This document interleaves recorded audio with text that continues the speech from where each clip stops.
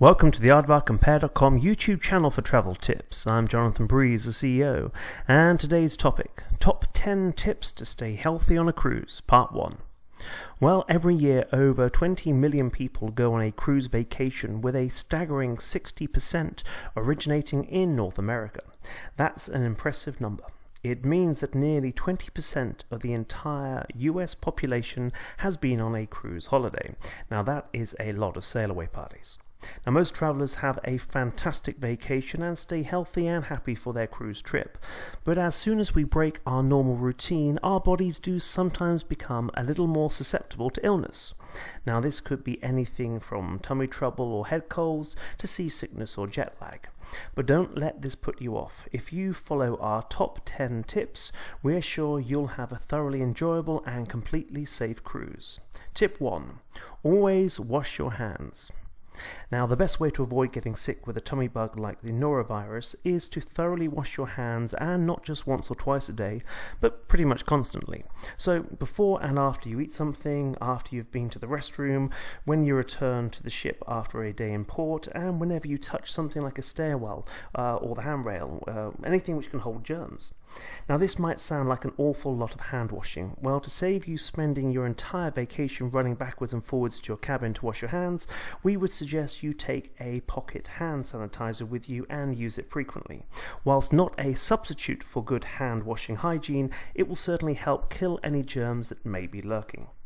However, using a public restroom does raise an issue many people think about but don't often discuss, and that's how to exit a restroom without having to touch the door handle. Now, don't worry, if you're one of those people who stay longer under the hand dryer waiting for someone else to come in so that you can squeeze out without having to touch the door handle, you're not alone. We all do it. Now, rest assured, most cruise lines are ahead of us here, and many have signs in restrooms to actually ask passengers to exit the restroom using a paper tissue to open the door.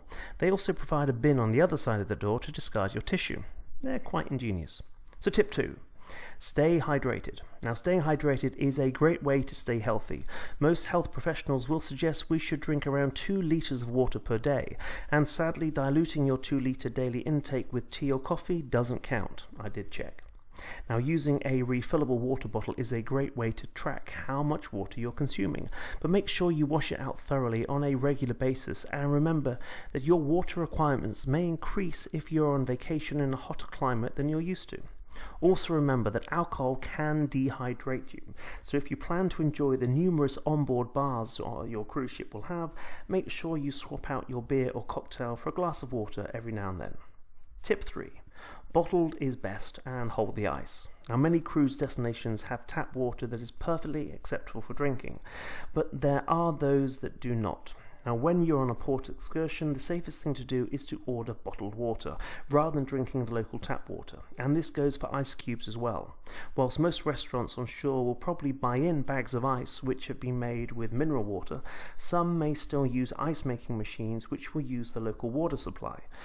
You also don't know how clean their ice-making machinery actually is, so avoid the ice is the best option. This does mean that fruit and veg which is uncooked should also be avoided, as they've probably been rinsed under the tap water. Tip 4. Jet lag. Well, jet lag can be a real pain, and some people suffer with it more than others. If you know you suffer from jet lag, it may be an idea to arrive at your embarkation destination a day or 2 before your cruise departs, so that you can get over the jet lag without missing any of your cruise holiday.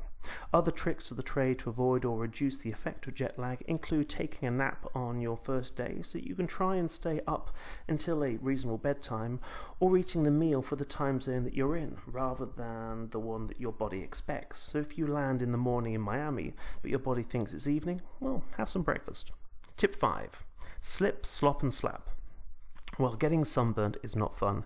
We've all done it and it hurts. Many people don't realise that it is just as easy to get sunburnt whilst walking the streets of Europe as it is cruising the Norwegian fjords or laying out on the Lido deck for that matter. The best rule for sun protection is to take a tip from our Australian friends who teach their kids from an early age to slip, slop and slap. Slip on a shirt, slop on some sunscreen, preferably factor 30 or above, and slap on a hat. And remember, if you're heading off for a cruise vacation, please remember to pack travel insurance, as you never know when you might need it. And at Aardvark Compare, you can get an anonymous quote in seconds and compare dozens of the top travel plans from many of the largest US travel insurers, saving you time and money finding the right plan for your needs. Come back for the second part of our top tips to stay healthy while cruising, which follow next. Safe travels.